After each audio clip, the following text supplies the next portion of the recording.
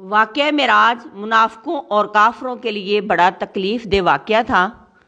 یوں ہی نبی صلی اللہ علیہ وآلہ وسلم معراج سے واپس آئے۔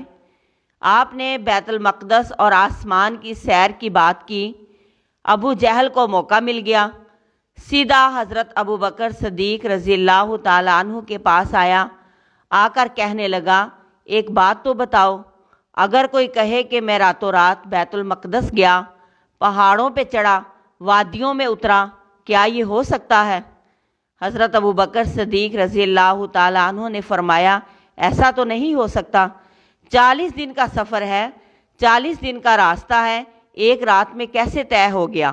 ابو جہل مسکرایا، پھر پوچھتا ہے، کیا خیال ہے، یعنی تمہارا کیا خیال ہے، اگر کوئی کہے کہ میں آسمان پہ بھی گیا تو کیا ایسا ہو سکتا ہے؟ حضرت ابو بکر صدیق نے فرمایا، ایسا تو نہیں ہو سکتا۔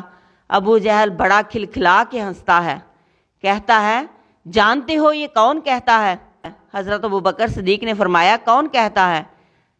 تو ابو جہل بولا، آپ کا دوست محمد صلی اللہ علیہ وآلہ وسلم۔ حضرت ابو بکر صدیق نے فرمایا، اگر اس ہستی نے کہا ہے تو دونوں ہی ہو سکتے ہیں، اس سے بڑی بات بھی اگر اس ہستی نے کہہ دی تو میں مانتا ہوں کہ وہ بھی ہو چکی۔ صدیق کو صدیق ایسے نہیں کہتے۔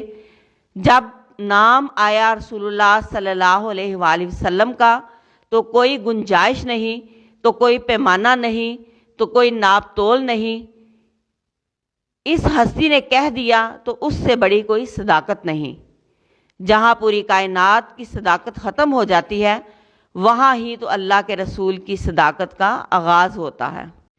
آج کے دور میں واقعہ معراج کو سمجھنا اور سچ ماننا اور بھی آسان ہو گیا ہے۔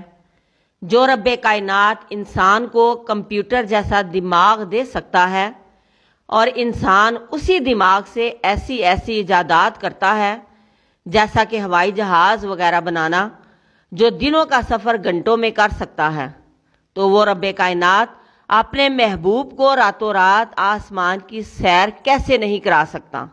لیکن جنہوں نے رب کائنات کی قدرت کو محدود سمجھ لیا، وہی واقعہ معراج کے منکر ہیں، ورنہ اللہ کی ذات تو علی کل شیء قدیر ہے۔